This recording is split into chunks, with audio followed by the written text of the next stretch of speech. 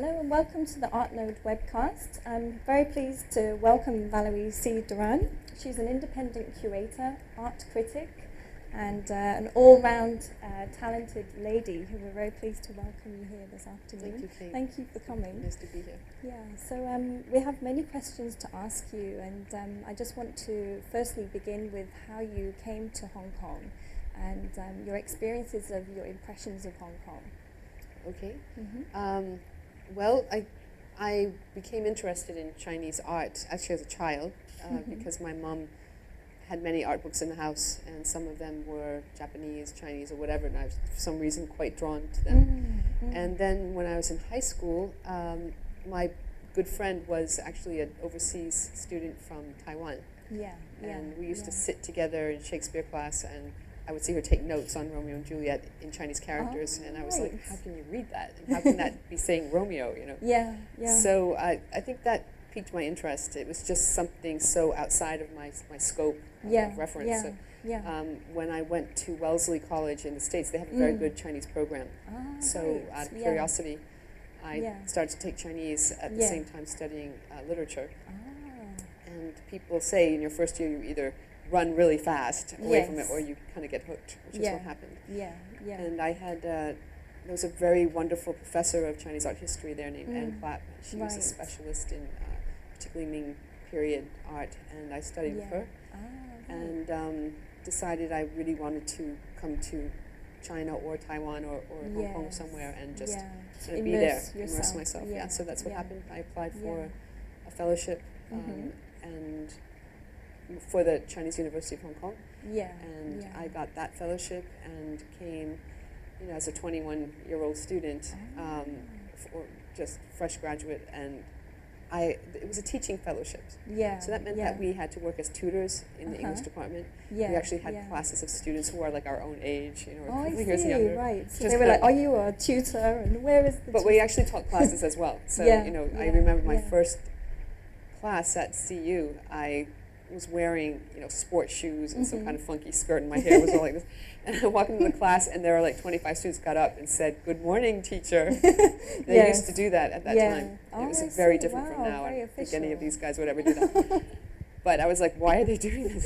And it was, I think, at that time for these students, it was a very serious thing, you know, to be in school. And there was that sense of formality and that sense of you know, you're there to really learn and to perform, and the teacher's there to teach you. So so that was quite an interesting experience. And I actually, so I taught English language, and I had an opportunity to teach literature as well later. And then the other part of our fellowship was that we had to kind of like study our butts off in the Chinese Learning Center, the Chinese Language Center at Chinese U. So we did, I did language, I did classical literature, and I also, because I've always been drawn to artists. I've had a lot of artist friends in the States as well as musician friends. So I began to meet some of the local artists at that time. That was basically Antonio Mack's generation, you know, Oscar Ho. And I became friends with Johnson Chang, who at the time had a small gallery in Hollywood Road with the artist and collector Harold Wong. They showed primarily traditional paintings, but Johnson was always trying to get some of his friends' work in the gallery. So that's kind of how I began to get a sense of what the gallery scene was not like here for contemporary artists. And so I'm just interested to know, in your study of Chinese literature, what particularly do you find fascinating about the Chinese literature? Because the focus of this interview is to find out, because Hong Kong people want to know how an overseas person sees Chinese language. Well, that's a good question, because as you know, I actually was a major in Chinese, focus on Chinese literature, particularly, although I studied art as well. And I think that classical literature, especially in poetry at first, and later some of the Sanwen, the essays, and some of the Ming novels. I think I found them quite fascinating. The poetry I loved because it seemed, first of all, so modern. The sensibility, you know, very impressionistic, almost like symbolist poetry, you know, French 19th century symbolist poetry. And then, you know, the economy of the language, and also the fact that these are ideographs, so that there's always a visual component. And then when I understood later that, you know, that calligraphy, you know, has that incredible quality of being both a word and a visual symbol, and that calligraphy is one of the three main forms of art, like poetry, calligraphy, and painting. They're considered linked, so that the forms of painting emerged, you could say, directly from calligraphy to an extent. And I found that doesn't exist in the West. Because if you look at calligraphy in the West, calligraphy is sort of very regimented, really, and it's not. I mean, I think very, very Chinese calligraphy is very painterly, and it has a flowing movement. It's basically subjective expressionism. Right. I mean, of course, you have to learn. I mean, there's also that contradiction or dichotomy, or I don't know what you call it, but in Chinese art, where in order to get to the point where you can write completely wildly, like cursive script, you have to have done hundreds of hours of training. Practicing. You have to be a master. And there's a famous quote by Dong Qichang, who's a 17th century, a very famous scholar and painter and calligrapher and theorist. And he talked about how you want to be able to paint like basically like a child, or paint like you don't know how to paint, but the only way to get there is to be a master first. And this echoes something exactly that Matisse said. Yeah, I was just going to say that it's a little bit like Picasso, and I think it was Matisse who actually said that. Maybe it was Picasso, but yes, that they understood that. So there's that interesting resonance. I'm just interested to know, have you practiced doing calligraphy? Have you tried? I did. The Chinese, because I mean, I know that in Hong Kong we have the exercise books, and they're very, I'm sure all of you would practice your Chinese characters in the exercise books. And did you do that? Did you begin Well, we had to, I mean, there's two different ways of answering that question. The first is we had to learn how to write Chinese when I was at university. Right. So how old were you when you began I started at to 18. Right. But that was more, you know, a didactic exercise in how to write a character. It's nothing to do really with the art form. When I was at Chinese university, my boyfriend at the time was an American guy who was an art history student at Williams, and he was totally fascinated by Chinese calligraphy and painting. He introduced me to his calligraphy teacher, who was a really cool guy and really what a calligrapher should be.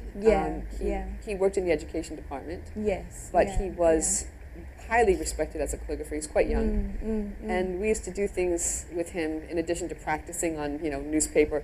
We used to take walks in the mountain, and he would point to some water puddle, and he'd say, "That is calligraphy," And we're like, okay. So he was trying to teach us, that calligraphy has its basis, in a sense, in a natural energy form. And he would tell us, that he used to make us do the horse stance, like you do in Kung Fu when we practice, because it's really a kind of Kung Fu, right? Yeah, it's like a state of mind, as it were. So he was like an amazing guy, Wow, I'd like to meet him. Mr. Joe, I don't know where he is now. Just talking about that, it reminds me, I went to Shanghai, and we were walking around a park in Shanghai, and we came across this man, and he was writing calligraphy with water. Water, Is this common? Do you find that? I mean, you don't really see that in Hong Kong. Well, I've never seen people writing. They probably do somewhere. It's just where you're going to see it. That's the thing about Hong Kong, is like we don't have these beautiful, great parks all around the city. I mean, Victoria Park, it's kind of like you're right in the dirt. It's like it's not a very. But still, I'm sure that in neighborhoods, neighborhood areas, maybe out in the New Territories, older people will still be doing that. And in China. Just because it's a bigger place, and there's more space, mental space, or whatever, to kind of get together and do these things in the park areas, so it's more visible. But I would say that kind of practice, it's all about, in a sense, the same kind of thing that Tai Chi is about, or Qigong is about. A man who's practicing calligraphy with water. It's a mental exercise. It's a physical exercise. It's a spiritual exercise. So it has so many levels. It's interesting because in Hong Kong we have Tai Chi, and I see, early in the morning you see people practicing Tai Chi, but on the whole it tends to be like the older generation that I would meet, and I'm just currently doing a project with Tai Chi, like masters really, like the hidden sifus of Hong Kong, and so I'm just, I wonder, have you tried Tai Chi or Qigong? You name it, I've tried it. Yes, of course. I mean, I think that for anyone for whom so-called traditional philosophy or spirituality or poetry or whatever in an Asian context, if it resonates for you, you will be drawn to other forms. And I certainly, I practiced Tai Chi when I was at Chinese U, and then when I lived in Taiwan, I studied with a Qigong master. And I think it's a very important part of who I am. Although I have to say that these past 10 years or so, living in Hong Kong and kind of getting, allowing myself to kind of get into this kind of frenzied state sometimes, it's easy to lose connection with that part of oneself. And I think especially, I mean, I'm a Westerner, first of all. I don't have like a family or an extended community that I'm from here. And it's more important in Hong Kong, I think, than in Taiwan, that you need to have that. Otherwise, you have to really spend a lot of energy to forge that. What differences do you see? Because I understand that after you studying at the university and your scholarship, then you went on to live into Taiwan. Yes. And you lived there for 7 years, I is did. that right? And then, so how did that feel coming from Hong Kong and being a teacher, and then what did you do in Taiwan at that time? I understand that you were part of quite an interesting movement that developed from the martial law that existed in Taiwan. So I'm just, I think one couldn't escape being that if one was in the kind of the intellectual and artistic circles, especially younger contemporary artists. First, I should say that when I decided to continue on in Asia, in China or whatever, to continue my studies and my understanding of the culture, I had to make a choice. Did I go to mainland or did I go to Taiwan? I was interested, did you choose Taiwan? I did, because I had spent time in mainland, and at that time it was still very closed. We're talking early 80s. And so they were just coming, the post-Cultural Revolution, and I'd been to visit some friends who were, some studying at Beida and some in Chengdu or whatever. And their lifestyle did not attract me, in the sense that they had to be very careful, like with their friends, their Chinese friends. All their mail was opened. We even had people follow, some guy following us around when we were in Shanghai. See what we're up to, and I think for some people that's just part of the experience, and like my friends, they just dealt with it. But I was like, things are challenging enough. I was like, I want to inadvertently get some friend in trouble, So I just decided that I prefer to go to Taiwan, where things were just easier. I visited Taiwan. I find that there's a little difference. Did you sense that? Big there was between Taiwan and Hong Kong. And Hong Kong, Absolutely. But you had asked about martial law. That's the funny thing, is I went to Taiwan thinking, this is kind of a lot more stable, and it's when the demonstrations against martial law were happening, and the Democratic Progressive Party was just beginning, and some of the political prisoners were just being let out of jail. In fact, one of my neighbors was Boyang, who's a very famous dissident, was in jail throughout the 60s and was only recently released. So it was quite interesting. But I found the art scene there extremely exciting. Whether you're talking about visual art or theater, and they often are quite connected. The visual artists and the theater artists, they know each other. Do you find that in Hong Kong that it's connected in that way? No, I don't. And it seems separate in Hong Kong. It does. And even when I worked to make a living, I was studying at TAIDA, at National Taiwan University.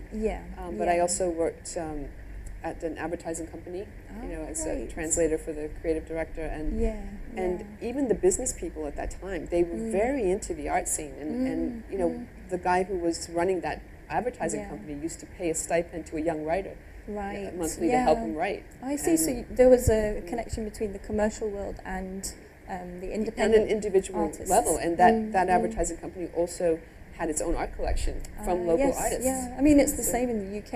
I work for an advertising archives, and my boss, he would collect art. He'd have sculptures in our working studio. And this was local he supported, art. He would buy local art and collect comics, and he would just have sculptures in our working office, and he would, buy unknown artists, and, I think this is something that perhaps is starting to happen in Hong Kong now. Is it? I don't know, maybe. Is it? Oh, tell me about that.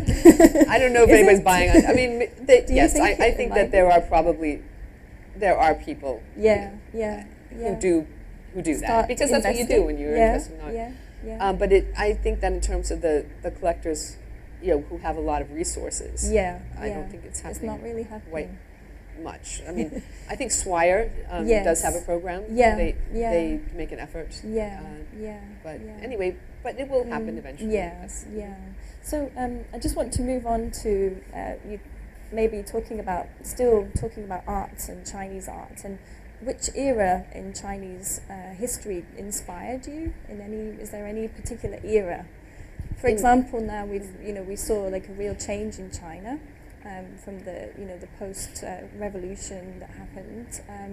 So which era do you find particularly, is it something that really strikes you? Well, I think on the deepest level, I would probably say Song and Yuan dynasty painting. Song ceramics. Yeah. I think one of the most beautiful things I've ever seen in my entire life is a Narcissus bowl that's in the National Palace Museum in Taiwan. It's a small Song dynasty blue robin's egg blue bowl. It's like alive. It's beautiful. Wow. And also some Ming painters. I think basically the literati style painting, the expressionistic what they call xie painting, and some artists who also work with landscape and some figurative like Ma Yuan. I find their work endlessly inspiring, like a Bach concerto or something. But in terms of contemporary art or modern art as well, I mean, there's some great artists who've done some very interesting things, and I think recently the Hong Kong Museum of Art in the past few years have had some quite unprecedented solo exhibitions of modernist painters like Lin Fengmian, Ding Yannyong, they had, who's a Hong Kong-based artist, and they recently had Wu Guanzhong, and I think that these have been... He died. Did he pass away? He did. It's so he died sad. last year.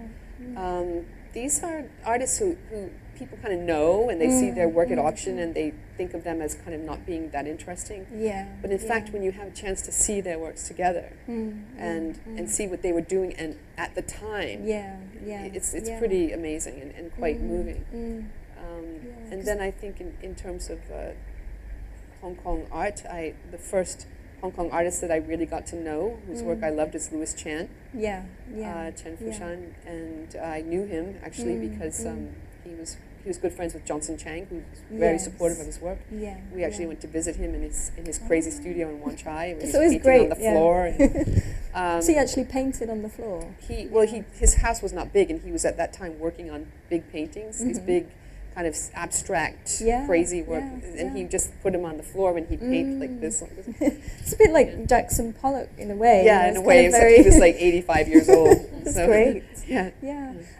Actually, in the exhibition that you just mentioned at the Art Museum, there was a very kind of interesting piece that was an interpretation of the calligraphy paintings that Guancheng created.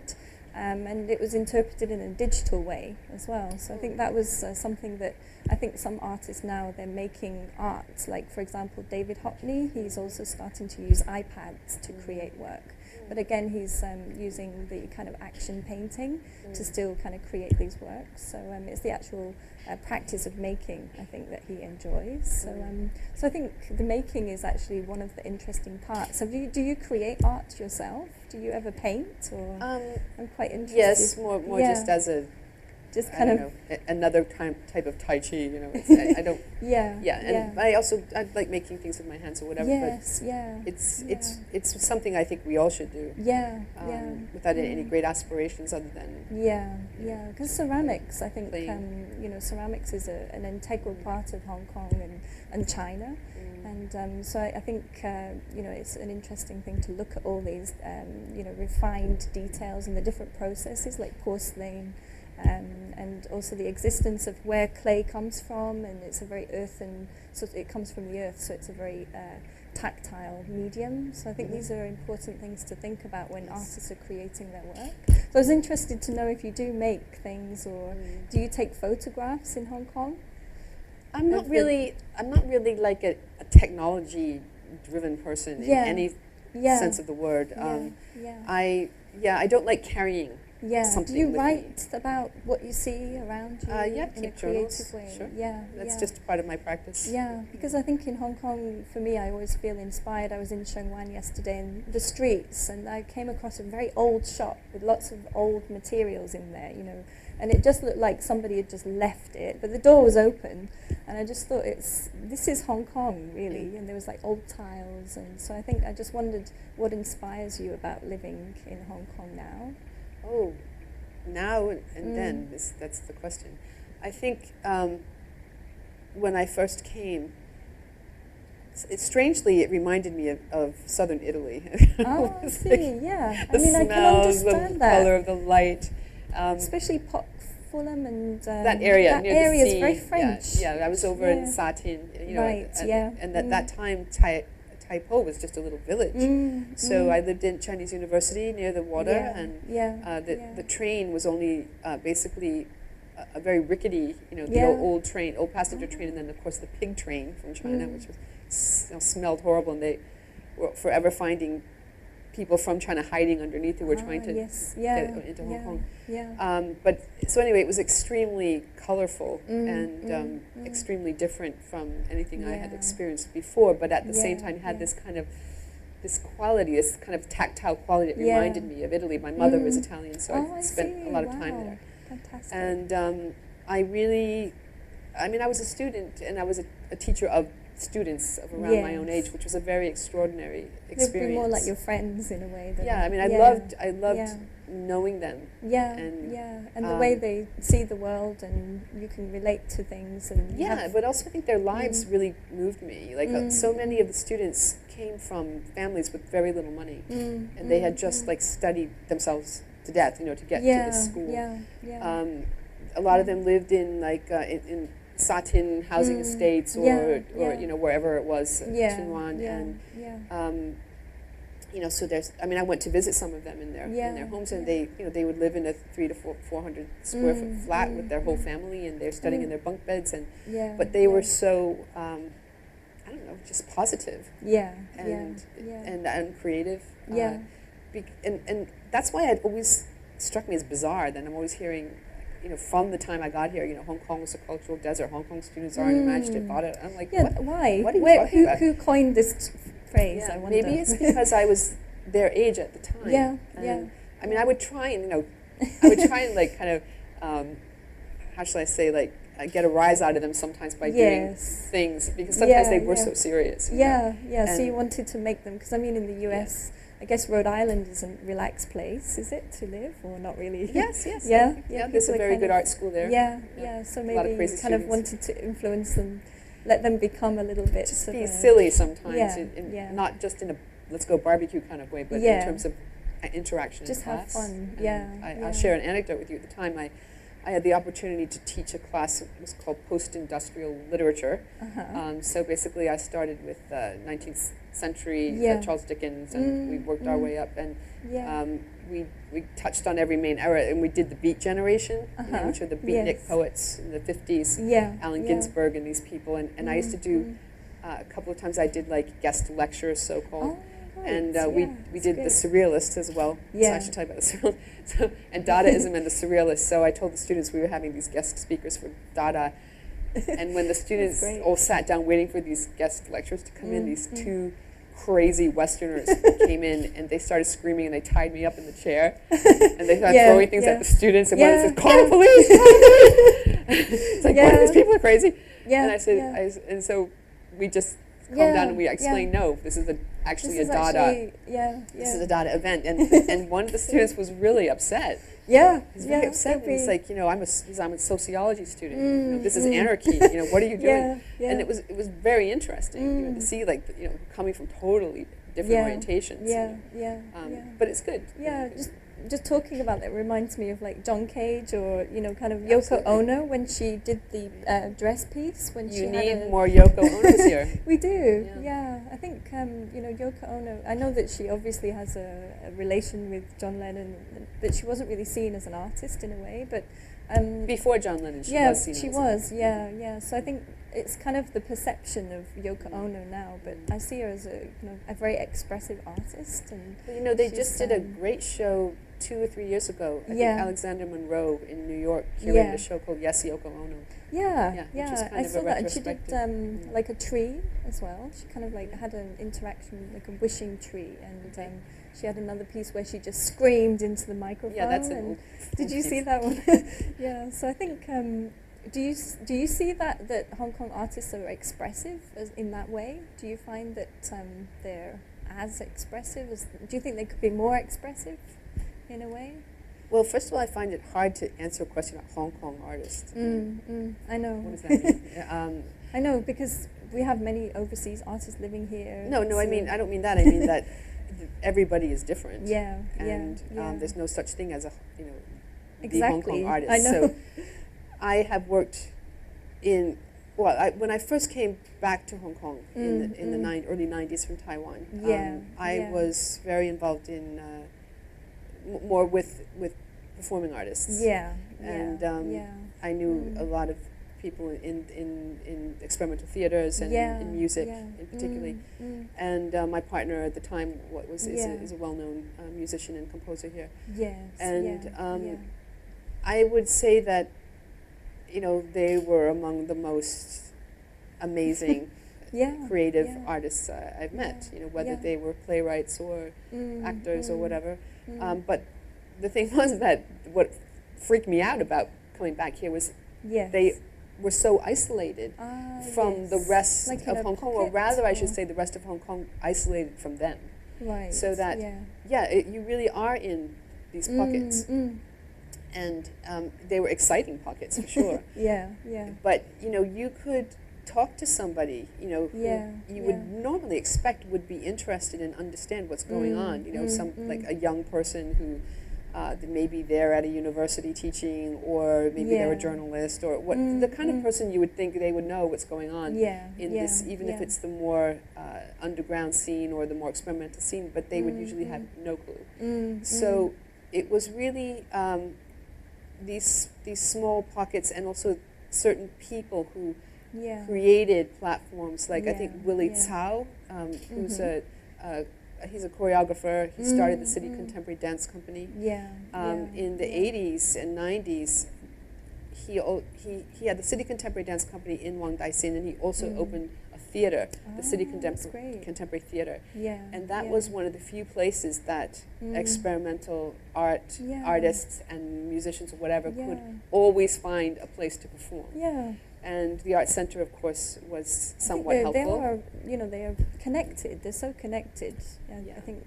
But even visual art as well. You know, in the 90s, when I was working at Han Art, you know, I was always so amazed. Like even the people I was working with there just had very little idea of what's going on in the local art scene.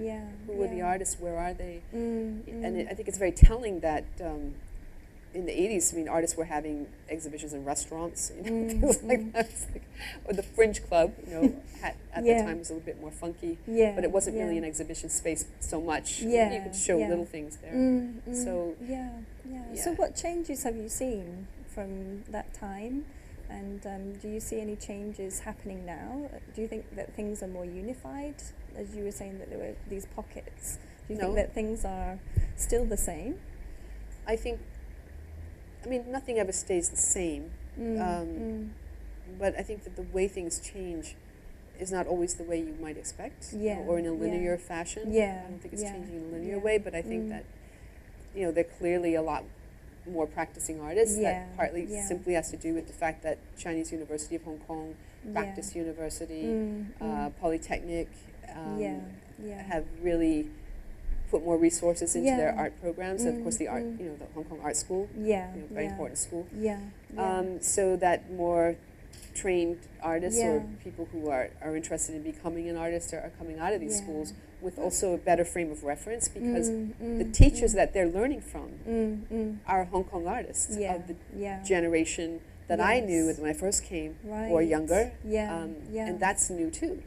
So, I mean, in the past you did have some artists teaching, like Wushis Wong, but they pretty much, they taught like an external program, and they, there wasn't really a very comprehensive program. So I think that's a huge difference already. So that's a positive thing. Very positive, and the fact that you have artists enclaves now in Kuntong and Fortan and Taiwan. There seems to be, I think now I can really feel that there's a lot of development happening, and it's really good to see, because when I first arrived, I arrived in 2003, and I have seen quite a change, I think, and I'm sure that over the time that you've been here, you must have witnessed quite a diverse change in the way that artists are able to have opportunities and funding. And we're going to be talking about that, maybe. We're going to be talking about that next. Anyway, so we're going to move on now, Valerie, to the next part. We're just going to be talking about your curational work, and I can see that you've done many kind of different interesting exhibitions. We've got this first one that we have here. Maybe you can share. Okay. Also, I understand that you studied at the Hong Kong Art School, and it was with the Guggenheim. Can you just tell me about that course and how that Well, that was in 2004, 2005. Right, I was very excited to hear about that, because I wanted to do more in curation. But because in Hong Kong, I mean, there's no place really for independent curators to work, so you have to invent your own place to work. And also I wanted to kind of be able to learn from people who themselves were very active as curators and the challenges they'd done and faced. So when the Hong Kong Arts School was working with Oscar Ho and Jane Debevoise, who used to be vice president of the Guggenheim Museum, and they came up with this possibility of connecting with the Guggenheim and doing a joint program. I thought that was fantastic. It was amazing. It was amazing. I couldn't believe it. What an opportunity. I've been in the UK, I missed the enrollment, but I would have been interested as an artist to join. Yes, I think you would have enjoyed it very much. Yeah. So we had this situation where on Oscar's side, he was bringing in all kinds of people from his network. So that included local artists and arts practitioners, but also people from overseas, people who were passing through in Hong Kong on the way to China, from Australia, from the States, because I attended some of the talks, and I just thought, wow, this is really different. Yeah, so that was great. And then the Guggenheim, of course, I think it was almost once a month, sent somebody over for an entire weekend workshop. It's perfect. It was perfect for you. Yes, it was great. I mean, really we had Lisa Dennison, who was the chief curator, and we had name I can't remember. He's the longtime curator for Nam June Paik. He's a video curator at the time at the Guggenheim, and John Hanhorn, I think, and anyway, and many others, whether it's in corporate fundraising or in education or in curation, and it was really great. And then of course the kind of questions they asked, because they always assume that you're going to be able to do things at the highest level, and what that means, the highest level of conceptualization, the highest level of how to execute your idea, not an understanding in Hong Kong, you might have all the highest level, but there's no place to do it. Lots of limitations. But the fact that they asked those questions with those expectations, I think was great. Really a great opportunity to be able to think about that and pushing the boundaries and how you can push the boundaries. In fact, Lisa Dennison asked the question if you could curate any show you wanted to, what would you do? And that's when I raised my hand and I said I would do a show about Antonio Mack. And it stuck in my head. So that was the beginning of how you began to do that show? How I conceived the idea of actually doing a show about him, based on him, referencing him. And then, so 2.5 years later, when there was an open call for submissions for independent curators from the Hong Kong Museum of Art. That's, so I had that idea. How it began. Yeah. So maybe I'm not sure if, because we're kind of doing it we seem to be working in chronological order at this time. We're working through, but did this come before? Yes. The Antonio I brought this because this was in the early 90s, and at the time I was working at Han Art Gallery. Yes, yeah. I mentioned I knew Johnson Chang for a long time, and I knew him in Taiwan as well, because Han Art had a beautiful gallery there in this old house, and he did a lot of shows with contemporary Taiwan artists, and also Hong Kong artists would come to Taiwan at the time. So I actually knew Antonio first from being in Taiwan. Yeah, he used to come to get his pieces cast there sometimes as well. And Zhu Ming, who's a very famous sculptor. Yeah, the stone. The Tai Chi figures or whatever. He was a real nice guy too, and he used to rent one of his, on his property there was a small house at the bottom of that, where he rented out to a bunch of young artists, and so some of the Hong Kong artists used to go there sometimes and kind of meet and party. I think that's great, actually. I think we should maybe have more, crossover with Taiwan. And yes, absolutely. Yeah. Anyway, when I came back to Hong Kong in the early 90s, I worked for Johnson. Yeah. And I was sort of like the... like a manager, was it? I was responsible for basically print, catalogs and texts and things like that, and working with him on that. And then later I also became a curatorial manager. That basically meant to kind of help conceive curatorial themes for some of the shows, and working with him that way. And I had a chance to curate my own show as well, which was great. That was with a lady group. That was women artists. Women artists, yeah. So, but the first major project that we did, and probably the most major project we ever did, and any of us will probably ever do in our lives, was this show. One. So this was China's New Art post-1989, and it was based on the seminal, groundbreaking exhibition in February of 1989 in mainland China, in Beijing, which was curated by three of the most important contemporary art curators in China. Li Xianting, Gao Minglu. It's an epic. Was it Fei Dawei? And so what was your involvement in creating Well, basically this show was not a Han Art show per se, in the sense that it was created, Johnson had wanted to help bring this work out ever since he had gone to this exhibition in China in February of '89.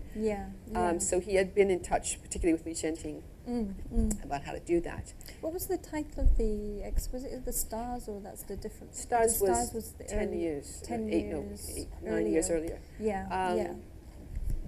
10 years and 9 years earlier. No, this was it was simply in English called China Avant-Garde, and in Mandarin it was a 中国现代艺术展. So anyway, it was the first show in an official venue, which was the National Gallery in Beijing, to show the work of experimental artists, or the experimental work of artists, however you want to say that. And they came from all over China. And the project was conceived a couple of years before by a big group of curators and critics and thinkers who met in Zhoushan in southern China, to basically talk about this idea that it was important to bring this work that's being done, this exciting work that's happening since the mid-'80s, the New Wave movement of the mid-'80s. So it was quite miraculous that they were able to get permission to actually do the show in Beijing at the National Gallery. And of course it's legendary that after the show opened, one of the artists, Xiaolu, smuggled in a gun and shot her own installation with the gun as a piece of action art. And then the show got closed down. Guts. Yes, very it was gutsy lady. Very exciting. Wow. But anyway, it was a phenomenal show. It had performance art and the things that have come to be known as political pot paintings and cynical realism and all these types of things, and many others besides. So in any case, what happened was, that was February '89. So of course we all know what happened in June of '89, which is the Tiananmen incident. So everybody kind of went underground for a while. So the project had to be put aside. And then by '92, things were a little better, and there was a little more openness of going back and forth and expression, people coming kind of back out onto the street level. So he continued the discussions with Li Xianting, and they figured out a way to get the works out. They could not bring them out officially as being to be exhibited, so they just kind of carried carrying them out in suitcases and like putting them in crates with furniture. I don't know what, but basically, the work could not go back to China once it was out. Oh, I see. So, so there's there was no that would never have been allowed out or allowed back in. So Johnson worked with the Hong Kong International Arts Festival. It was part of that. The show was actually part of that. And Oscar Ho was kind of involved as the local curator. Johnson and Oscar were sort of like the counterpoints to Li Shenting and Liao Wen, who also was very significant on the show.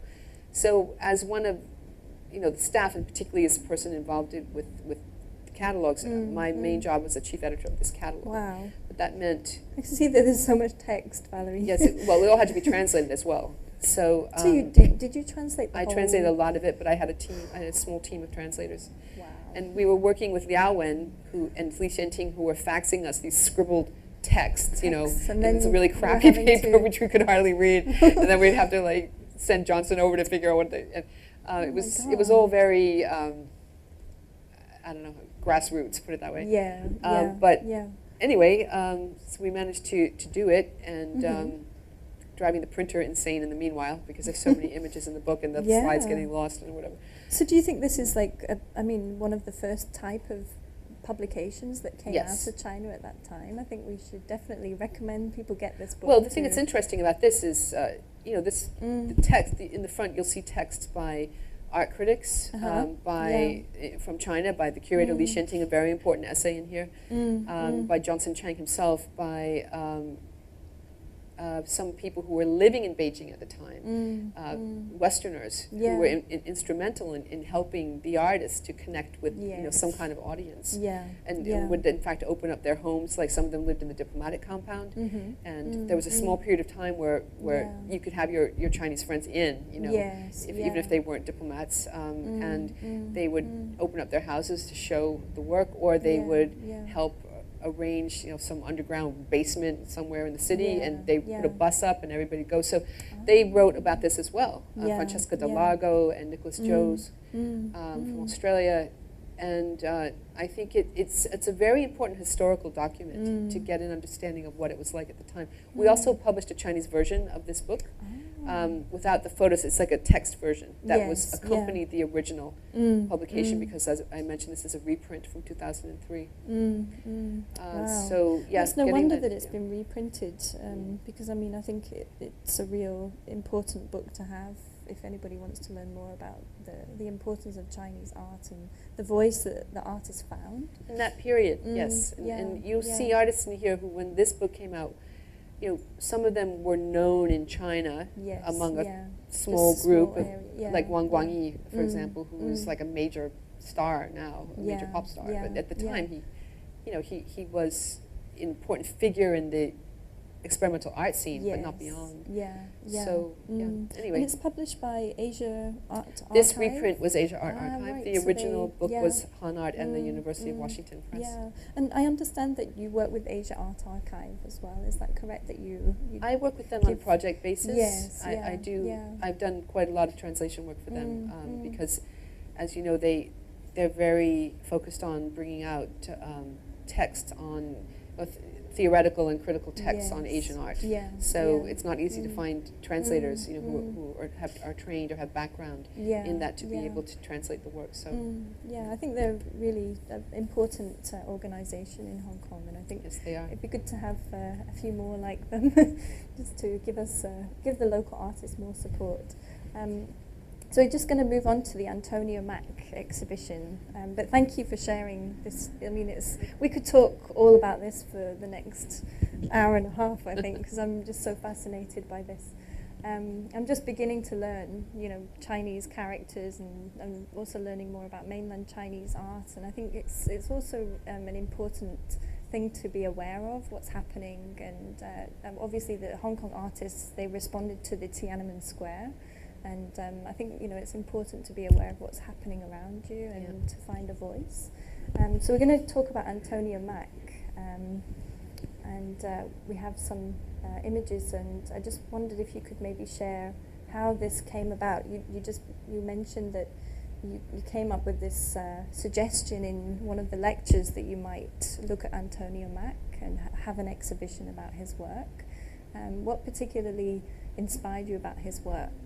What Well, I think drew you to first of all, I liked Antonio's work ever since I first saw it, which ironically was in Taiwan, at the Taiwan Museum, Taiwan City Museum. He had a small show there, in I guess it was the late 80s. Or maybe it was the mid 80s. I don't remember. I don't remember if it was when I was studying at Taida or it was later. But in any case, I just loved his work as the bronze figurative pieces and some of the ladder pieces and things like that. And as I mentioned, I had met him a few times, and he was quite a fascinating person.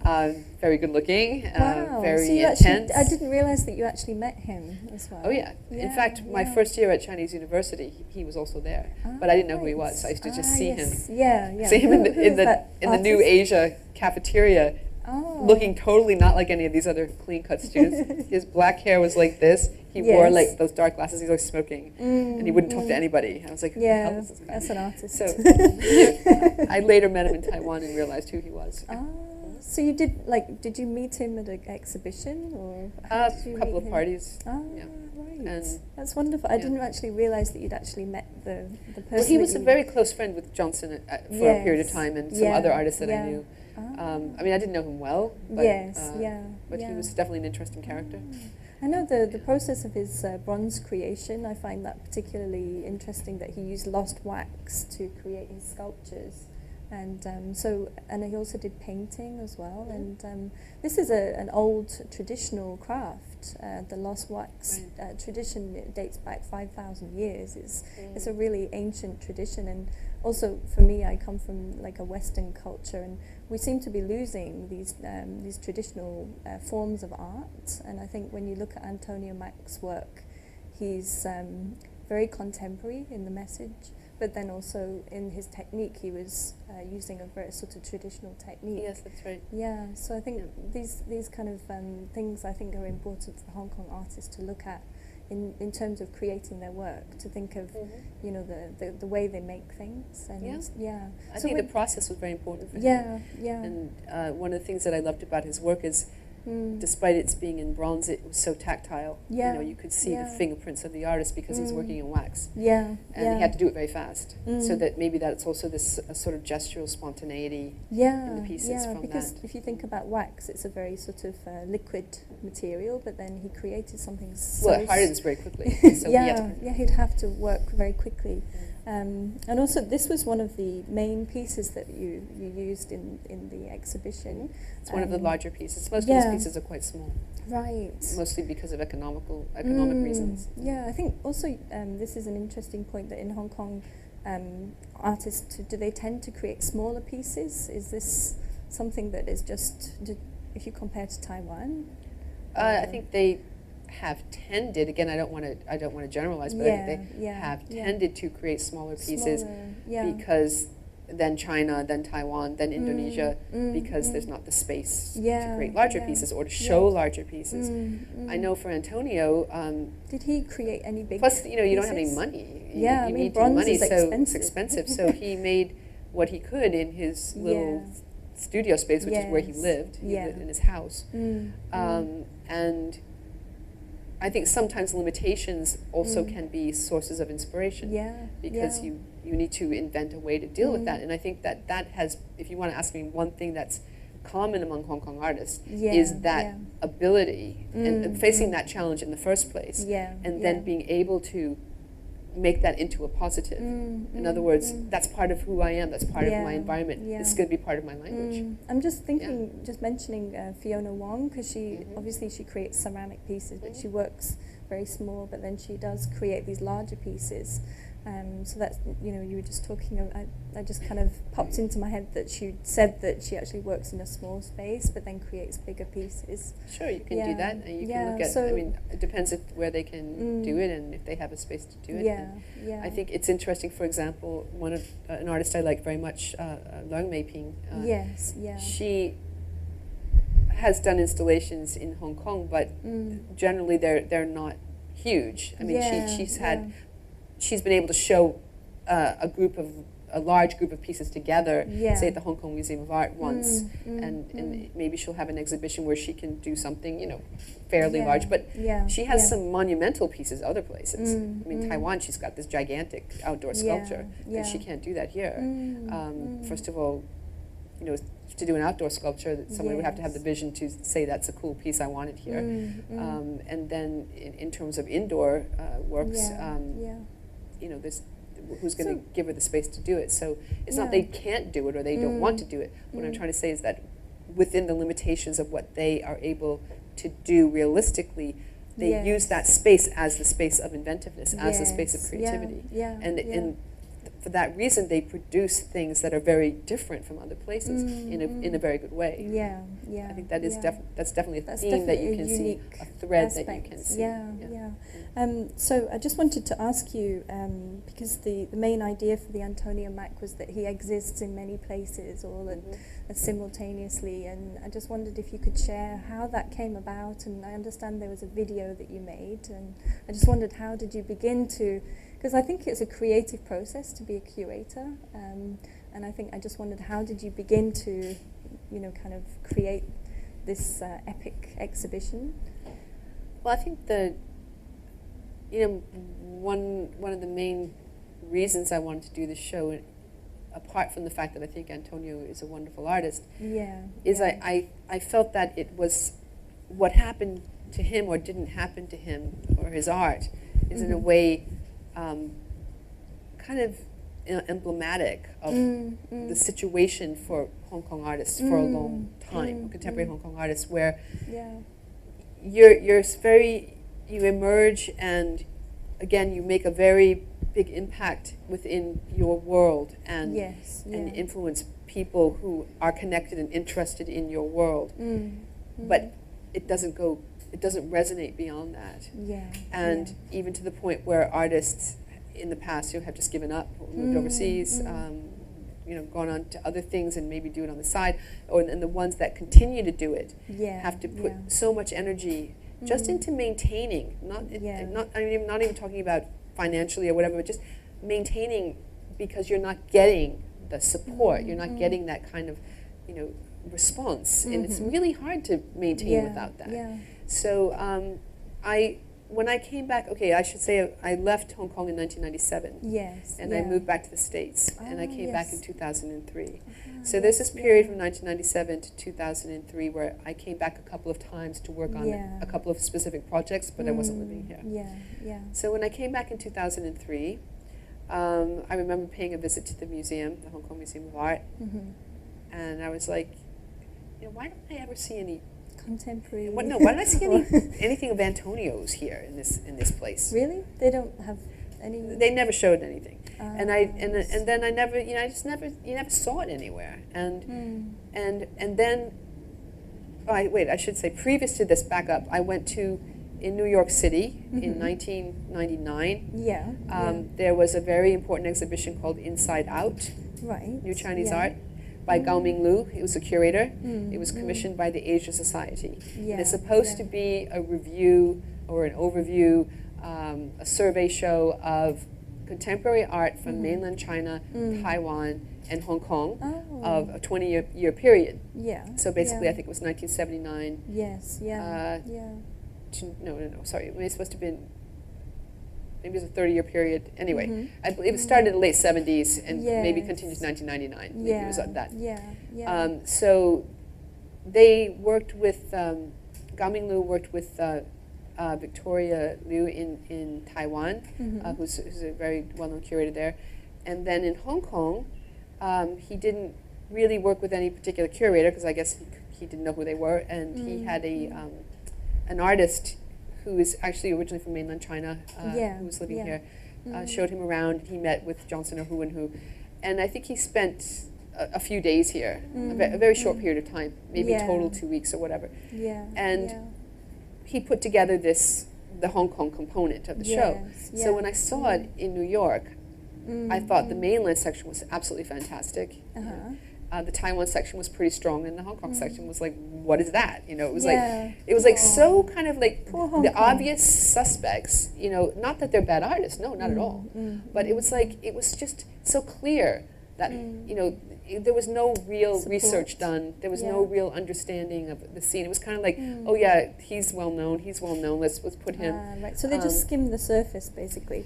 That's how I felt, and I thought it was ludicrous that there was nothing of Antonio's there. You know, you're supposed to be dealing from '79 until you know.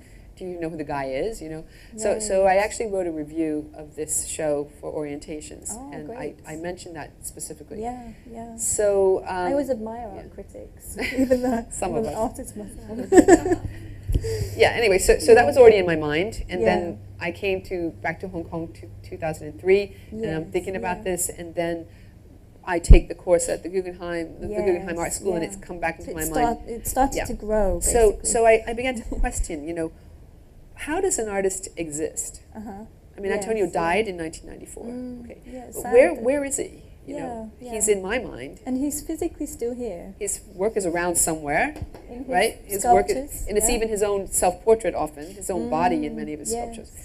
And I know that he's present in the minds of his friends, some of them whom I know, and so I began to ask artists, you know, what if, you know, I'm thinking about doing a show about Antonio Mack, what do you think?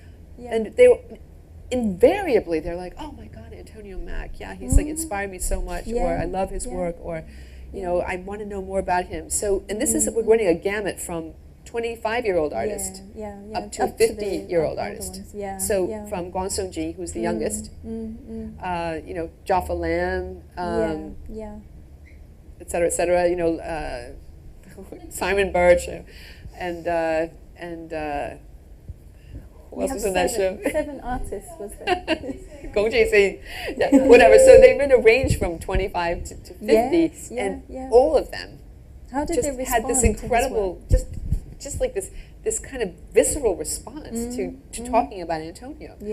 And you know, for Guan Songji, it was more like he knew of him, you know, from talking to artists at Chinese University, or maybe he had a Hong Kong art history class, or he knew about him. He's kind of a legendary figure. He was kind of in there, but not really. You know. So that was my question. So that's why it's called Looking for Antonio Mack. And I knew the one place he definitely was not is in the museum. You know, and then I found out that the museum did actually have a small collection of his pieces, which they never showed. So, and then I also began to look at the question of where is his work.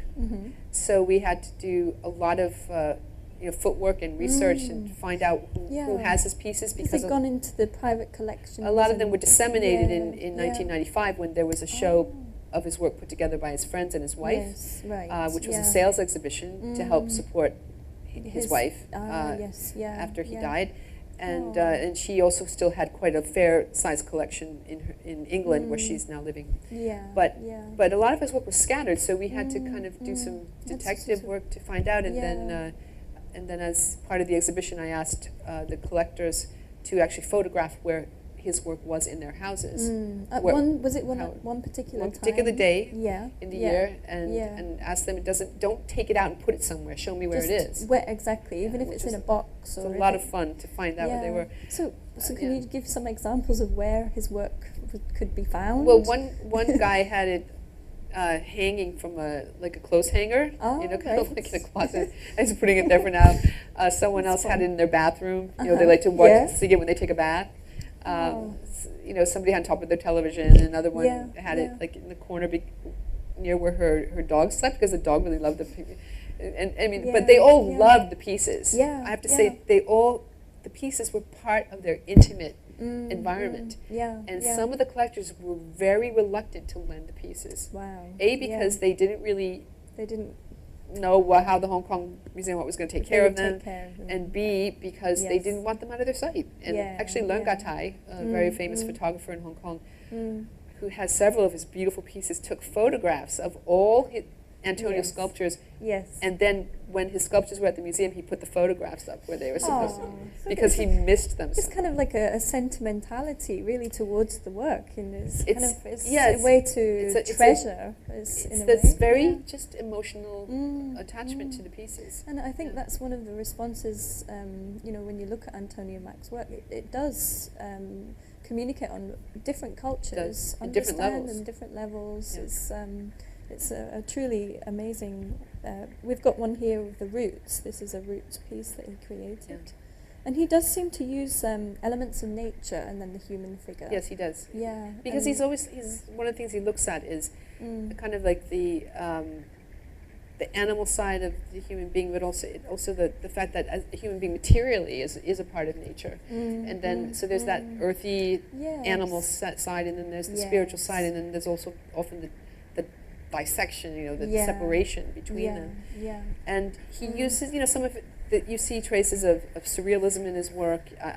I find also some traces of some traditional aesthetics. You see some expressions. You see Red Butler influence. You see many different things. And I thought it was very interesting that there were a couple of rather vocal critics of the show. One a local artist and another a local critic, and they were like, why are you showing Antonio Mack? He's just a late modernist. They have to categorize him. He's a late modernist. Why is he? What are you showing him? That's irrelevant, which I found quite amusing. Because what does that category even mean? So in any way, so I invited 8 artists to respond. Commissioned site-specific works in response to Antonio, but it wasn't just about his work. They could respond on any level: his history, his work, his personality, whatever. So that's maybe you can just share the work by Jaffa Lam. Yes, Jaffa Lam had a very interesting response to Antonio. A really emotional connection, I would say, and spiritual and emotional, physical as well. She really liked looking at his photographs. No, but she did actually created 2 linked pieces for the show. Right. One of them responded to actually a spiritual Buddhist element that came into Antonio's work in the 90s, and he actually has some figures of bodhisattvas that he created, but often the context, the juxtaposition is very interesting, because he has a couple of pieces where one in particular that we were able to show, which is a bodhisattva riding on a tiger. And tiger is a very important motif in his work. Tiger representing the unknown, danger, the bestial side of a person, a political situation. And so Jaffa created this for that piece, which she actually installed in the space. She created this very contemplative, meditative room, like pure white, and into the wall at the far end of this pure white room, she installed this gigantic brass horn that she designed and had made in China. Right. So it was cast in bronze. And gigantic. And then she installed it into the wall. So all you saw is the lip of the horn and the hole. And it kind of created this incredible vortex, an entry into another world. And at the same time, it's an instrument, and it also created a vibration that was like breathing if you got very close to it. So it created like this like living thing in this space, just by this very simple expedient of putting this hole in an instrument. It was a very beautiful piece. There was a light. The light was blue. We worked with a very fantastic lighting designer, because I think lighting is really important in shows. It is, named Leo Zhang from the Academy of Performing Arts, and he created beautiful ambient blue light. That's fantastic that you actually. I know that you seem to work with people that are working in the performing arts to create these shows, because it's difficult to find the people that can actually install the works. Yes, that's right. Yeah, we had to have our own team for that show.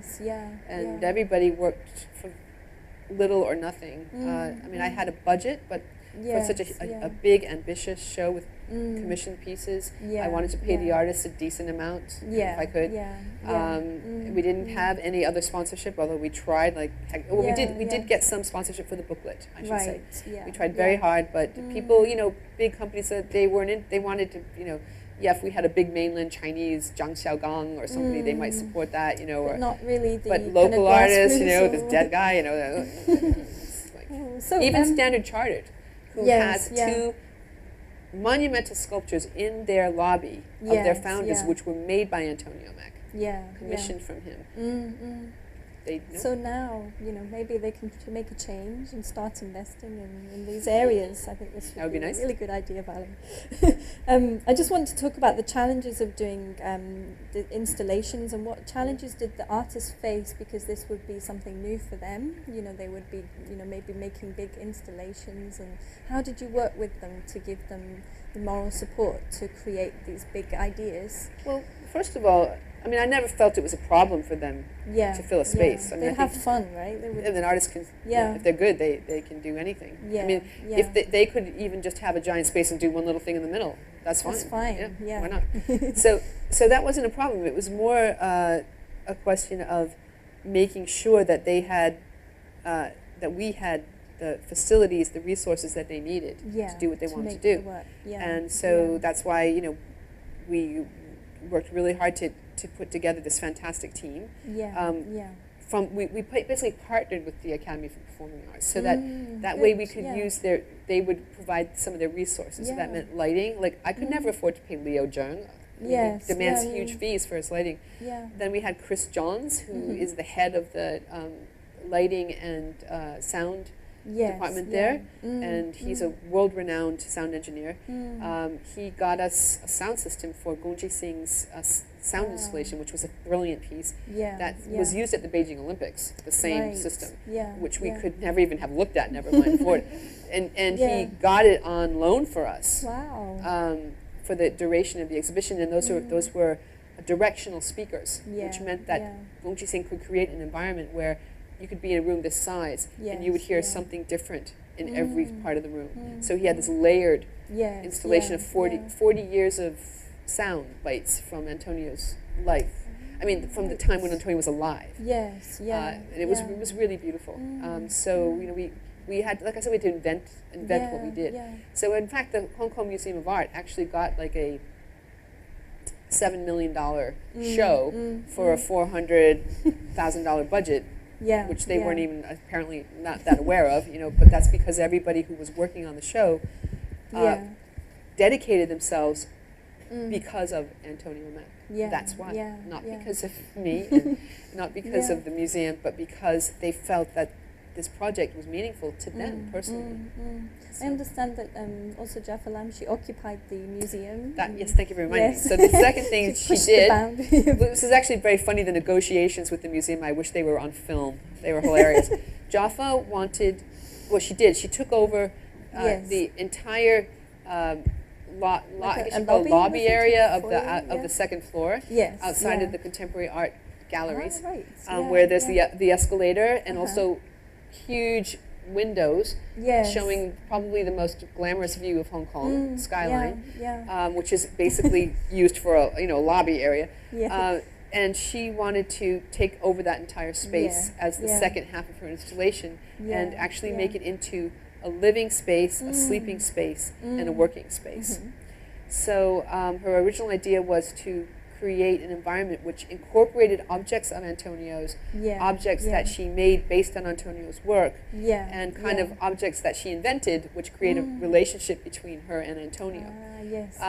And so she brought in furniture of her own. She borrowed some actual things that had belonged to Antonio from his brother, who still lives in Hong Kong. She created this incredible bed. So it was a real intimacy with Antonio Mack. It was almost like him becoming a friend, or like a... It was called the Dream Studio, meeting Antonio in the Dream Studio. So it was her dream studio, and she had her tools there. And she had designed this amazing bed, which was kind of based on his ladder sculptures, and she planned to sleep there during the whole period, and take showers at the YMCA across in case you're worried, in case she wasn't going to take a shower, take showers across at the YMCA. So anyway, so Jaffa had this idea, and then another artist, Simon Birch, who did this incredible video installation of a tiger, also wanted to try and bring a real tiger into the museum once a week, or at least once a month, have a cage in the center of his space. And we actually negotiated with the museum about this, you know, about where to get the tiger from, what about the trainer, you know, would the tiger poop on the floor, you know. And, you know, Mimi Cho in particular, who was one of the curators at the time, was actually, like, excited, you know, about it. She'd always say, and let's go for it. When I told her I wanted the whole carpet stripped from the entire gallery space, she's like, But, of course, when she told everybody else, they're like, oh, my God, no way. So, anyway, so we negotiated for a long time about bringing this tiger in. In the end, they said no tiger. So Simon said, how about a horse? I'll get a horse in here. So, because Antonio really also live animal. So we negotiated about the horse because you could get a horse in Hong Kong. And in the end, they said no because they were afraid that germs, like bacteria from the horse, could get into the ventilation system. And so after SARS, they're very paranoid about things like this, but they did consider it, and they, in fact... Yeah, that's good that they considered it. They gave me a document this thick, a report. It's called About Bringing a Horse into the Hong Kong Museum. That could be an art piece. It's like an art where it's like... You could frame it. So between Simon and his horse and his tiger and Jaffa wanting to sleep over, we had many meetings about Jaffa. Could she sleep over in the space? And did they give you a thick document? They did, but at one point, I guess she's kind of like the venue manager. She said, we don't think she should sleep in the museum for safety, but how about if she builds a little hut outside? A little hut outside the museum. She could sleep there. And I'm like, well, you think it's going to be safer for her to sleep in a little hut outside the museum? And they said, no, we're not talking about her safety. We're talking about the safety of the objects in the museum. I was like, okay. So they were, that wasn't going to work because they just didn't want to deal with the safety issues. But they did let her take naps. And they did let her actually take over the entire entire floor area, and they were pretty cool about it. I mean, we had parties in there. You know, we had drinking. You know, cookies, wine and beer. You know, people would come and hang out. Little kids would. So I mean, they were. I have to say that we drove them absolutely crazy. But at the end of the day, they came through a lot more than we expected. Yes, they did. They did. So that was a big. You know, I mean, it was a huge negotiation on both sides, and I had my moments of going to a closet and screaming, but I think that it was quite phenomenal how we were able to push the boundaries and to collaborate in the end on something. You know, and I think also it's good for the general public to realize that, you know, this is art. You know, we do see a creator. We want to, you know, it's not just a framed picture on a wall in a dusty old room, and you know, I think that's it's important to bring this into the eye of the public. Also, Simon Birch, did he create paintings as well? He did. I didn't originally expect him to do a video or an installation. I originally invited him as a figurative painter. And I thought it would be interesting to have a figurative painter in the show. I didn't know Simon personally at the time, but I had seen his work, and I found that he works with palette knife. I love the texture of his figures. I found very interesting, and I found a certain tactile relationship with Antonio's work. And as it turned out, when I talked to Simon, he was so excited when I showed him the catalog from the 1995 exhibition. Because unknown to me, Simon also has worked with horses and butterflies in his paintings, which Antonio has as well. And he just related to Antonio on many levels, even though he had never heard of him before. In the end, he proposed, in addition to paintings, he wanted to do this tiger video, which was a very interesting story. He actually had it filmed in England, in London, where he has a good friend who is a film producer. And he had to rent a tiger from a circus. They had to install a cage in the middle of the room, paint the room black, and the cage was actually for the humans. so the tiger was running around the room, and the cage was where the cameraman was. It's a bit like diving with sharks, isn't it? If you put humans in the... So the thing about the video that's so extraordinary is it's filmed, you know, by humans in a cage. So it had this interesting subtext to it. Anyway, so I mean, I was flexible. It's like, you want to do a video? Do you want to bring in 500? And then Wang Songji, the young artist, he asked me to ask the Hong Kong Museum of Art to get him 500 police barriers for his work. And so the museum staff was like, where are we going to get 5? And I said, well, just get as many as you can, you know. So you come on, all the government departments, call the cops, or whatever. In the end, they came through with 100, you know, which was pretty amazing. That's really, I mean, I think it's admirable to see how you pulled all of these things and you were pushing the boundaries. And what do you think the barriers represented in her work? What did she want to communicate with? His work, well, his work is called, it's a long title, something like, Ask the Hong Kong Museum of Art to get me all the police barriers in Hong Kong. I want to install all the police barriers in the Hong Kong Museum of Art. It's like this descriptive title. Well, many layers. That was one of the, a brilliant piece. One you know, one of the really, actually all the pieces were brilliant. But that piece, it was in a sense, an extension of Antonio's own sculpture, because Antonio uses ladders, as I mentioned, and horses, and he has one piece which is a horse that's been separated in two, and it's joined by a ladder. So Guanxiji took this piece, and he interpreted it on different levels. Now, one thing that Antonio is famous for is for punning. He does visual puns in his work. The title, actually what's happening in the piece is a kind of a joke, or a double entendre. So Guanxiji looked at that as part of Antonio as well. So he said, okay, here's a horse that's been cut in half, joined by this ladder-like object, and iron horse in Cantonese is tiama, right? Tiama. Tiama is what they call police barriers in Cantonese. So basically, an iron horse is also a police barrier. And the configuration of a police barrier looks like the ladder that's joining these two pieces of a horse. At the same time, a police barrier is not meant to join things, but to keep things apart. So that was very interesting. And what he wanted to do was completely interrupt the space in the museum. So that normally you go through, oh, here's Antonio's gallery, and then I'm in Feng Min Chip's, oh, here's Jaffa's. What is I cannot remember. Li Ming Sung, thank you. Li Ming Sung was one of my favorite artists. I'm sorry, I forgot your name. Li Ming Sung. And then you can't get over there to see Wushan Duan. There's all these police barriers. Layers of barriers. Yes, and with mirrors on either side, so they're multiplied. So he basically interrupts the whole space. And they also kind of look like a herd. When you see them set up, they look like a herd of cattle or horses going to come running at you. So it was a totally conceptual piece, but it was really powerful on many levels. So you received great recognition for that, and there was a review by Claire Morin, and she just said, I'm just going to quote this: "She has thrust a heady human spirit into the museum's normally lifeless inner sanctum that makes the museum feel like a world-class museum." I thought that was quite a good description. It was a good review. From an art critic, that was pretty good. Well, I have to tell you, it was very interesting, even when we were setting up the space, because we worked for months on this show. We really deliberated, like, how to divide the space, how to transform it, so you don't feel like you're in the Hong Kong Museum of Art anymore.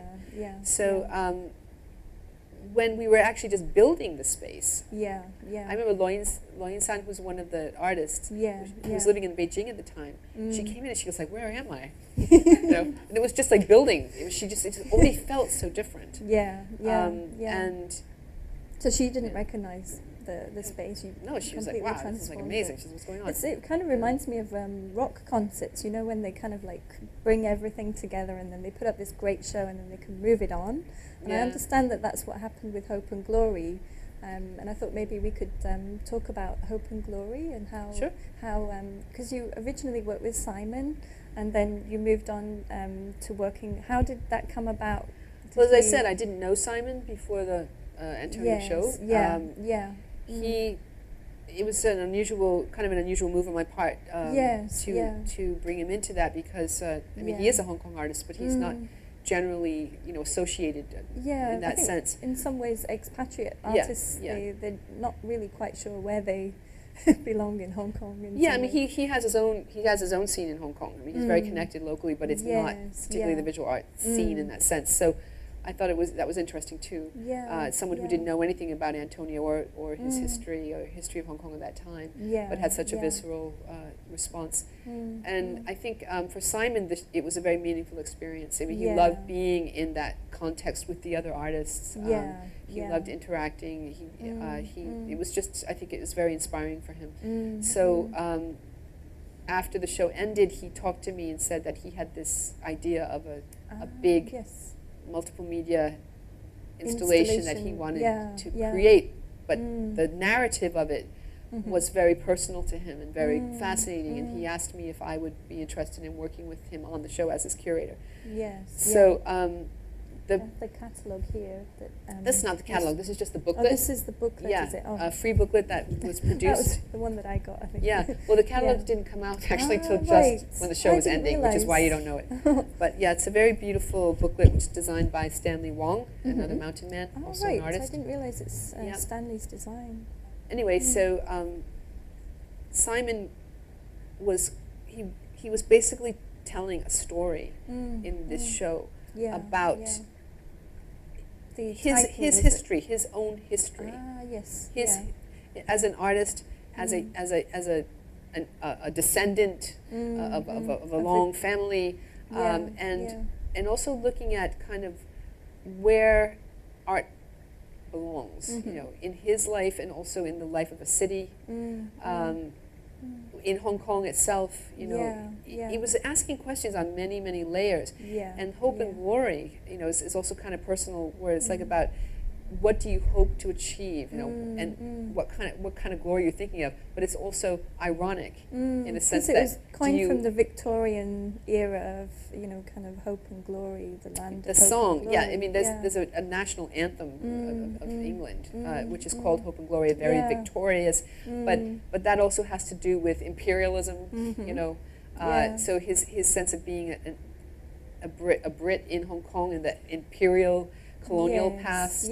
So there's a lot of ironical reference in that as well. And his own personal history, because as some people will know, he was battling cancer during the Antonio Mack show, and he survived. So it's kind of looking at his own, you know, the hope that he had and almost lost, and which he related to Antonio in that way as well. So there was many, many levels of narrative in this show. And I thought that it was quite moving in a way. So we worked a long time talking about the narrative, and he wanted to bring in this concept of the circus. Like a conceptual circus. A conceptual circus, but the idea of the circus is also linked to that 19th century idea of, you know, the when the imperialist forces were out in the world, they would bring back these kind of exotic things for and so the community would come together, like the potato and and people sometimes, you know, pygmies from Africa or beautiful silks from China, and they would bring them in, and or strange looking people. So you had the national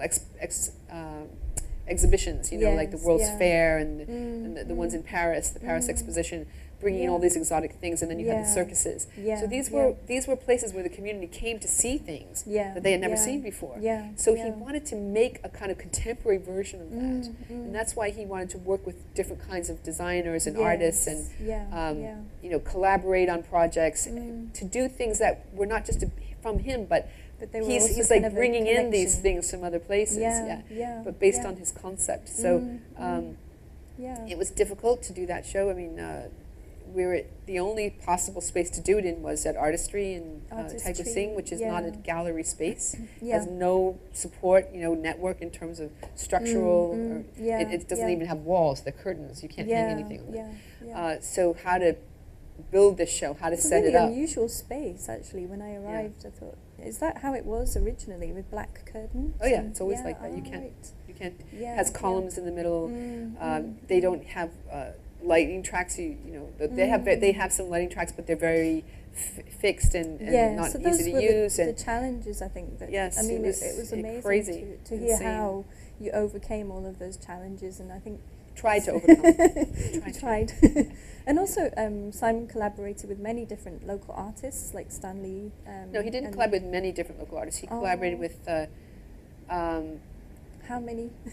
Designers and filmmakers primarily. Right. Okay. Yeah. Yes. I mean, yes, artists. I'm sorry, I should say, but not visual artists so much. Yes. He collaborated mostly locally. It was with filmmakers and designers, and he's very interested and involved in that field. Yeah. He did have a young artist, Florian Ma, working with him. Yes. And Stanley Wong, another mountain man, who actually his art piece for the show was actually the design of this. This design, which is incredible, and also the poster and the book. The book is actually a work of art, and it's Stanley's comment on the show as much as being a documentary, a catalog. So it's not a typical catalog in that sense. And then, so Simon worked with mainland Chinese artists, filmmakers, other artists from overseas, composers. He worked with a real circus tent designer who designed the interior tents, lighting people, costume designers to help build the freaks.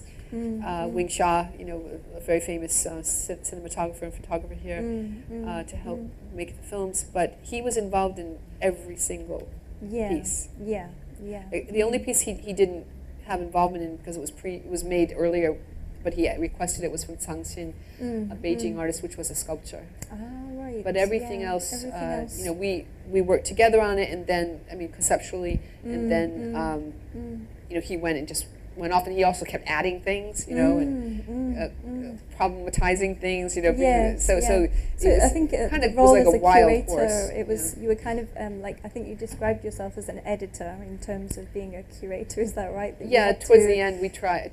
You kind of clip the ideas, because obviously artists do have lots of imaginative ideas, and I think. It was momentous. It was described as in Art Forum as the best exhibition in Hong Kong, or contemporary exhibition in Hong Kong, and so it was momentous. It was a huge undertaking, and I think that he did achieve something quite extraordinary, and I think above all he achieved one thing that he wanted to, which is he created this totally crazy different environment. In Hong Kong for Hong Kong people, and there were upwards of 60,000 people who came to that show, and that was in itself was extraordinary. Just briefly, I just want to mention the stigmatics. We're running short for time. Okay. I'm sorry about that, but this is a recent exhibition, and it's really exciting. Actually, I joined the forum, and I just find that forums are very important when you're creating exhibitions. You always seem to create. That's one of your signatures, I think, is that you create forums, and that allows people to meet each other. Like when I joined the Hope and Glory, I met people from the Dragon Garden, and many different aspects of Hong Kong were mentioned in that forum. And also in this forum, we also had it at the Asia one. And so I think these are really important, and I just wonder, what do you see when you're creating the forums? What do you hope for Hong Kong people to receive from that? Well, I think a forum, the form of it and the reason for it is very much contingent on what kind of exhibition you're doing. Yes. So, but I do think that an exhibition should not just be kind of like an isolated event. Yes. Okay, I'm opening the doors here, and you come in, and then you leave, and then the exhibition closes, and that's it. I mean, if it can resonate in different ways, I think that's all to the good. It's not that every exhibition requires a forum, because exhibitions will resonate in different ways. But some of them, I think, really can, it can be another dimension of the activity itself.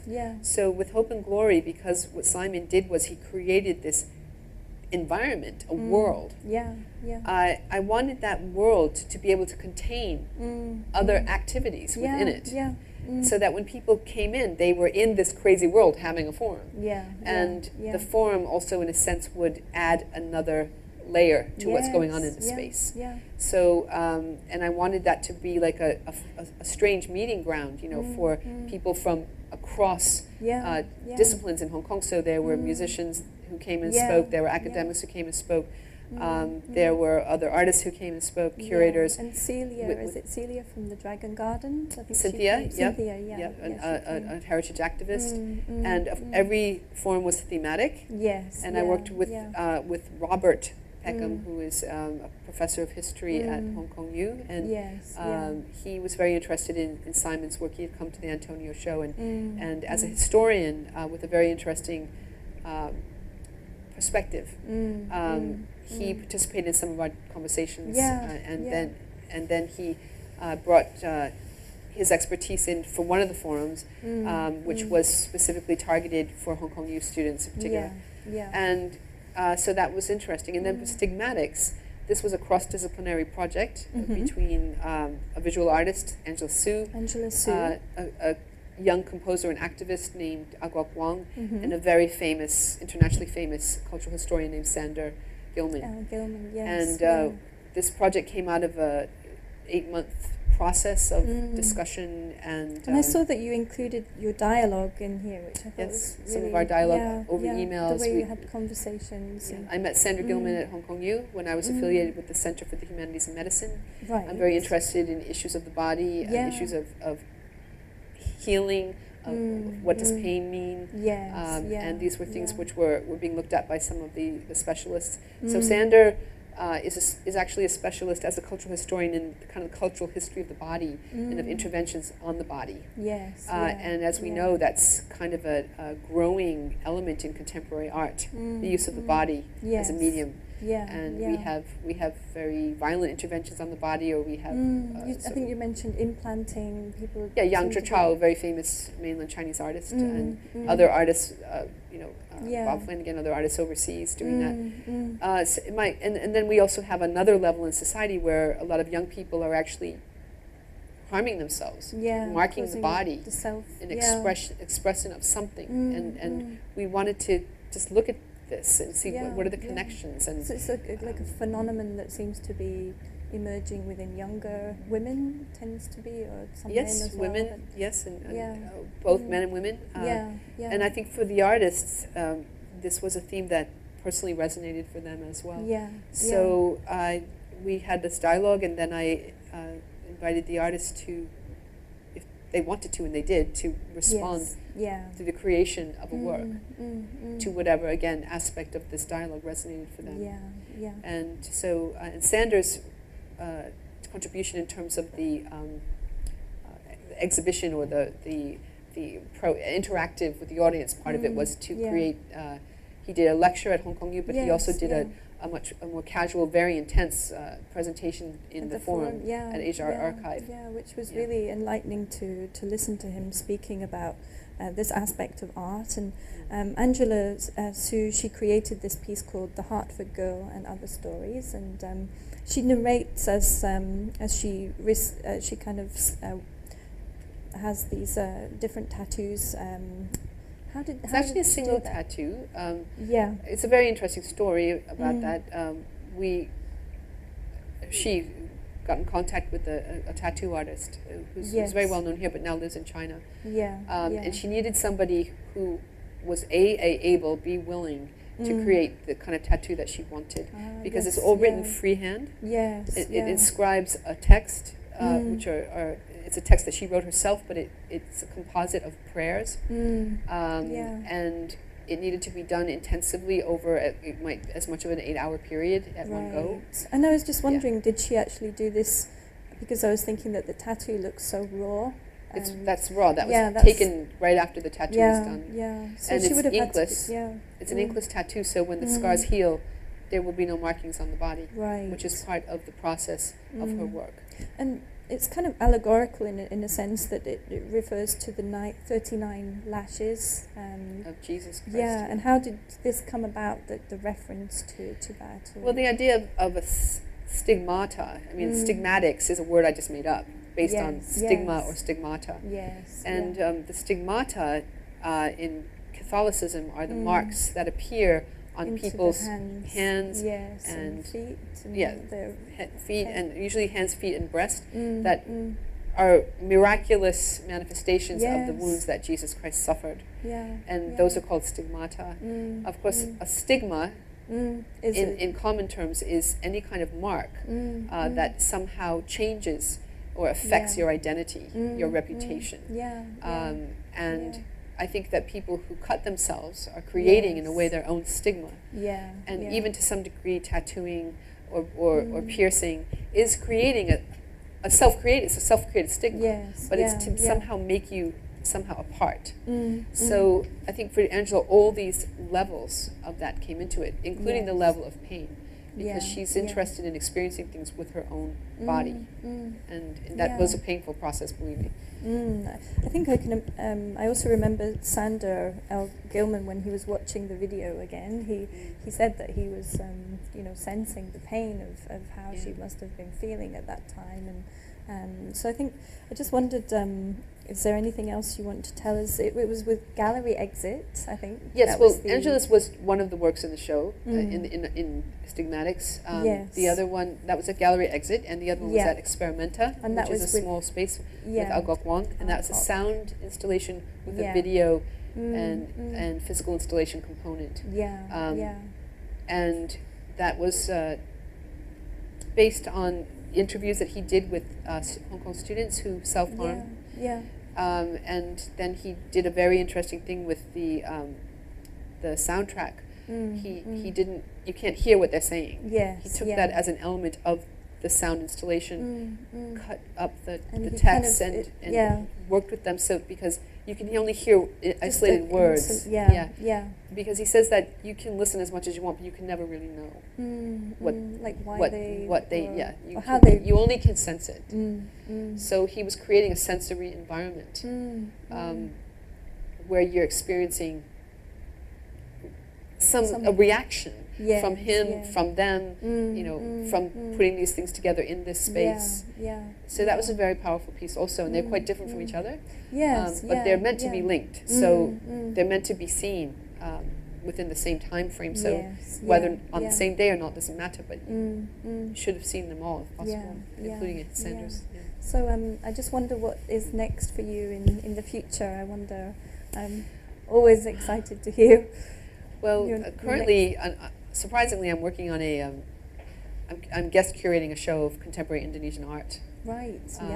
For Sinsin Gallery, which is it is a commercial gallery, but I was invited by Sinsin to work on the show, and I look at it as a show in the same way as any other show I would curate. In other words, it's nothing to do with the commercial component whatsoever. And it's been.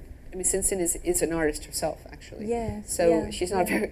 She's a good gallerist, but she's not a good businesswoman. She's a typical artist person. So in a way, it's good to work with her. But she's very open, and she herself is so knowledgeable about contemporary Indonesian art, and she's so close with the artists. Indonesian art in Hong Kong. So it's a challenge and it's exciting. But wonderful. That will happen in May. Wow. I just visited for the art walk. I went to Sinsin, and it's great to see Indonesian art. And, right, she had a small show of Indonesian artists then. So also, I just wondered, just to finish off, if you could give us the Hong Kong artist community, if they wanted to approach you to have any exhibitions or to collaborate with you, what special skills or kind of what do you look for in a Hong Kong artist when you're having exhibitions?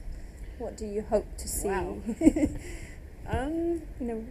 That's a really tough question to answer. I mean, I think that basically I need to be able to connect with the work. I mean, if I can't, I'm not a curator for hire, and for anybody.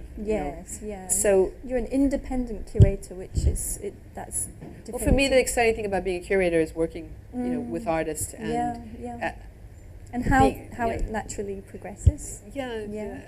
Helping to amplify their art and at the same time helping to carve out a place, a context, to show it and to connect with the people, because that's very important to me. I mean, I don't care if it's an audience of one. If that artwork makes sense, have an audience of one seeing it, that's fine. But I also really believe that it's important, especially in Hong Kong, to the intervention here is you intervene so that people can actually see the work. That's like really avant-garde, that's different from what usually happens here. That's why I wanted to do a show at the museum. That's why Hope and Glory, it wasn't ideal to do it at Taikoo Place, but but they were generous to give us the space, and at least it's somewhere accessible. Other times you can do something tiny and intimate. That can be, so that it just depends. Totally depends. But and I just want to know more about because normally you seem to do non-commercial exhibitions. And what is the role of commerciality in Hong Kong? How do you see people selling their work? Do you see Hong Kong artists selling their work? Is it important for them to sell their work? Because it seems to be like mainland Chinese artists are selling their work, and the value is over. It's kind of going crazy at the moment. That's just the market, I think in Hong Kong artists have only recently begun to get representation in galleries. There are a few galleries now who have Hong Kong artists as among their stable of artists. And, it's still really tough to do a curated show, I'll tell you that. I mean, the only Exit is ostensibly a commercial gallery, although they do very cutting-edge stuff. The reason we had the show there was because I couldn't find any other place to do it in. I mean, it was supposed to have been at the University of Hong Kong originally, but for various reasons that couldn't happen. So that's one of the things that's interesting, is that where you have to invent a method to show something. Opportunity, you have to create. You have to find a totally alternative way. So what happened was that we talked with Ain and Lou of Gallery Exit, and we explained about the concept and about the project, and he was very supportive. Great. So he said, okay, you can have Angela's work can be here, and he introduced me to Gina Wong, who runs Experimenta, which is a totally non-profit space. And she gave us the space, for that month for Agok Wong's work, and they're very close to each other.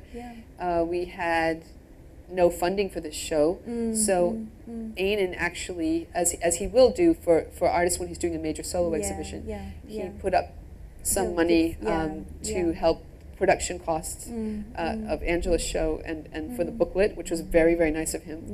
And then for the rest, like for Agok's, we had no budget basically, so we had to beg, borrow, and steal, and I paid out of my own pocket, for a lot of things. The artist didn't get any